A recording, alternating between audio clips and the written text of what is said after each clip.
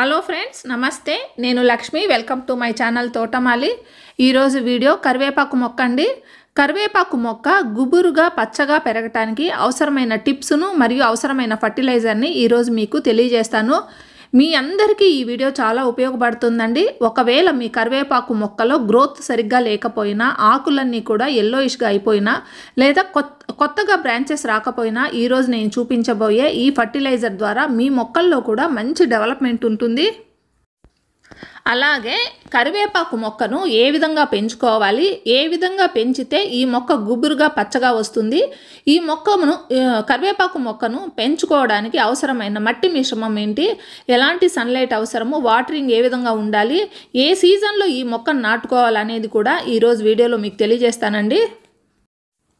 కరివేపాకు అన్నది ఒక ఆకుకూరలకు సంబంధించిన మొక్క అండి. ఈ మొక్క నుండి కేవలం ఆకులు మాత్రమే మనము ఉపయోగిస్తాము, అంతేగాని పువ్వులు కానీ కాయలు కానీ మనకు ఉపయోగపడవు. ఈ కూరల్లో అన్నిట్లోనూ మనము ఈ కరివేపాకును వాడుకుంటాము. సో మనము ఆకుకూరల జాతికి సంబంధించిన ఈ మొక్కల్లో నుంచి ఆకు మాత్రమే మనకు ఎక్కువగా బుషీగా రావటానికి అవసరమైన విధంగా మనం ఈ మొక్కను తయారు చేసుకోవాలి. చాలామంది దగ్గర కరివేపాకు మొక్క అనేది సమ్మర్లో బాగా డ్యామేజ్ అవుతుందండి. ఇది హీటును బాగా తట్టుకునే మొక్క కాదు, అలాగే ఎక్కువ చలిని కూడా తట్టుకోలేదు. ఈ ఎండ ఎక్కువగా ఉన్నా, చలి ఎక్కువగా ఉన్నా కూడా ఈ మొక్క అనేది డ్యామేజ్ అవుతుంది. దీనివల్ల నేను ఏం చేశానంటే సమ్మర్లో బాగా కప్పేశానండి.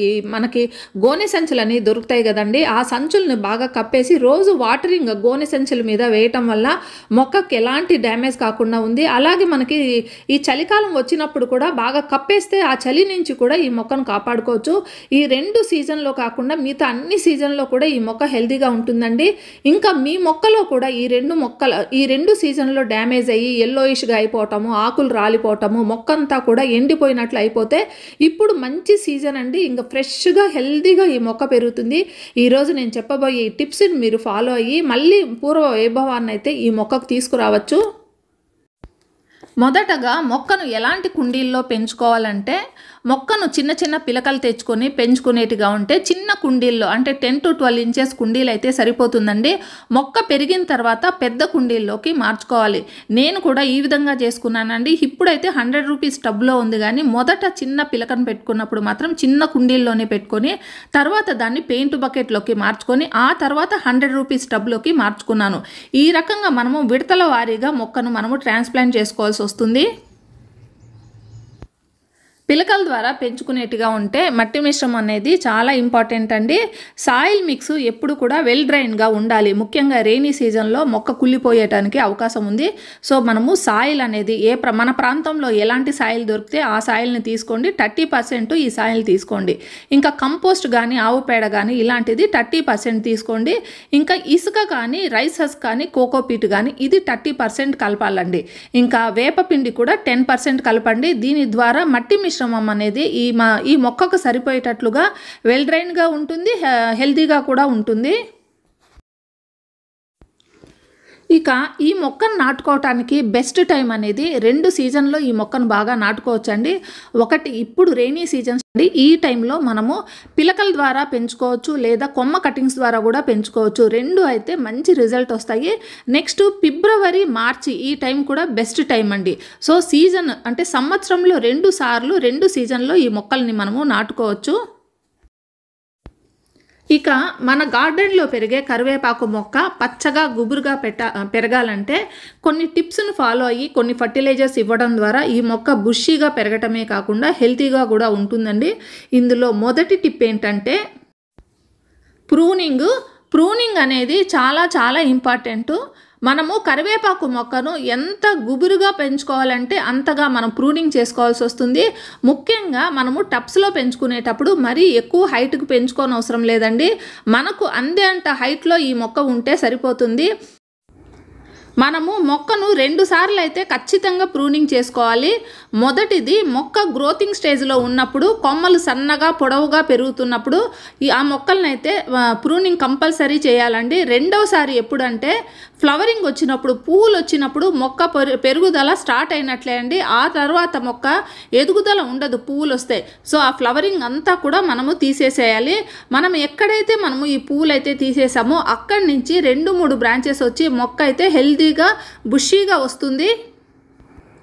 Tip number 2 sunlight. కరివేపాకు మొక్కకు ఎండ ఎంత బాగా తగిలితే అంత బాగా ఈ మొక్క డెవలప్మెంట్ ఉంటుందండి.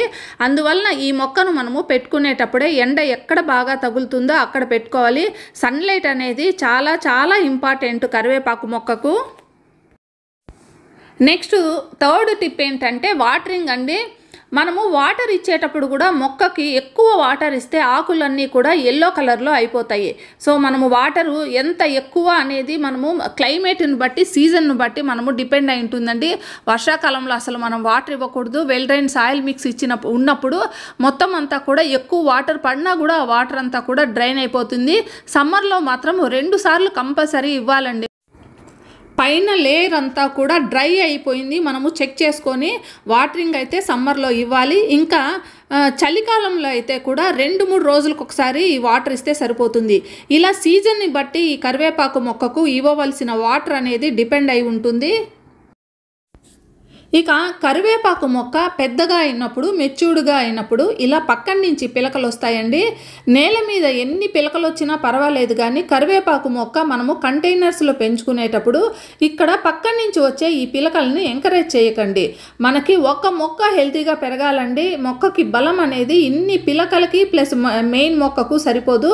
సో మనం ఏం చేయాలంటే ఈ పక్కన వచ్చే పిలకల్ని ఎప్పటికప్పుడు తీసేయండి.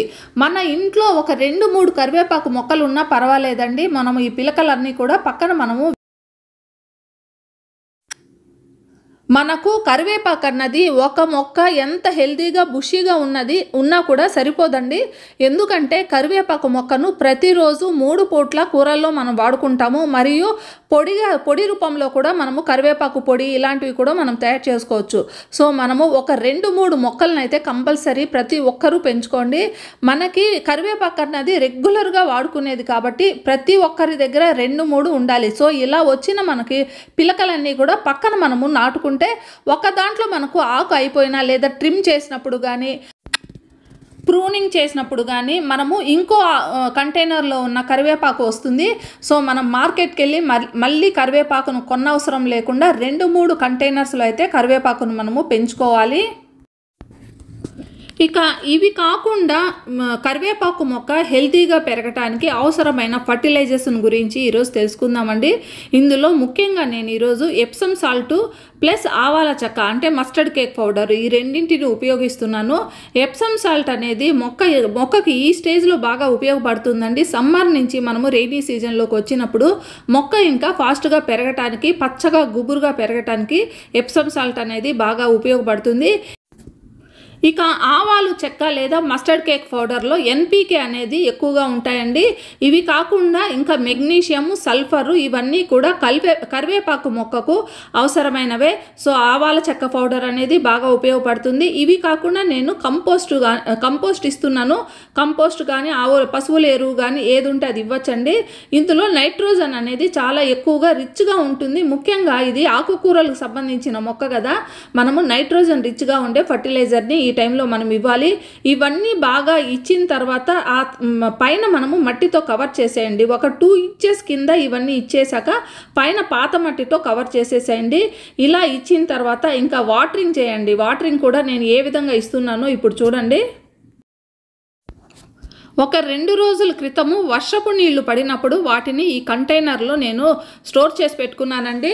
స్టోర్ చేసి పెట్టుకోవటమే కాకుండా ఇందులో నేను ఏం చేశానంటే ఉల్లి పొట్టు ఉంటుంది కదా, ఆ బ్యాగును ఇందులో వేసాను. అంటే ఈ బ్లూ డ్రమ్లో ఉల్లి పొట్టును వేసేసాను. ఒక 2 రోజులు ఈ ఉల్లి పొట్టు బ్యాగ్ ఇందులోని ఉండి తర్వాత తీసేసానండి. ఇప్పుడు చూడండి ఈ వాటర్ అంతా కూడా ఏ విధంగా తయారైంది. ఉల్లి పొట్టు ద్రావణం, ఇందులో సల్ఫర్ అనేది చాలా ఎక్కువగా ఉంటుంది. ఇది ఆకుకూరలకి ముఖ్యంగా కరివేపాకు లాంటి వాటికి బాగా ఉపయోగపడుతుంది. ఈ ఉల్లి పొట్టును కూడా ఇప్పుడు కంపోస్ట్లో యూజ్ చేసేసుకోవచ్చు. ఈ వాటర్ని నేను వర్షం పడనప్పుడు ఒక 2-3 రోజులు వర్షాలు లేనప్పుడు కూడా మా మొక్కలంతా కూడా డ్రై అయిపోతాయి కదా, ఆ టైంలో నేను ఈ మొక్కలకి ఇచ్చుకుంటానండి. సో ఈ వాటర్ని నేను ఇప్పుడు కరివేపాకు మొక్కకు ఫర్టిలైజర్ ఇచ్చిన తర్వాత నేను వేసుకుంటున్నాను. ఈ వర్షపు నీటిలో నైట్రోజన్ అనేది ఎక్కువగా ఉంటుంది. మనం ఈ రకంగా స్టోర్ చేసుకొని వాడుకోవటం వల్ల ఇలా కరివేపాకు మొక్కలకే కాదండి, అన్ని రకాలైన మొక్కలకు కూడా చాలా ఎక్కువగా ఉపయోగపడుతుంది. ఈరోజు వీడియో ద్వారా మీకు అన్ని మంచి మంచి టిప్స్ నేను తెలియజేశానని నేను ఆశిస్తున్నానండి. ఈ వీడియో మీకు నచ్చినట్లయితే ఒక లైక్ కామెంట్ ఇవ్వండి. మళ్ళీ మరో మంచి వీడియోతో మీ ముందుకు వస్తాను. అంతవరకు హ్యాపీ గార్డెనింగ్. Bye bye.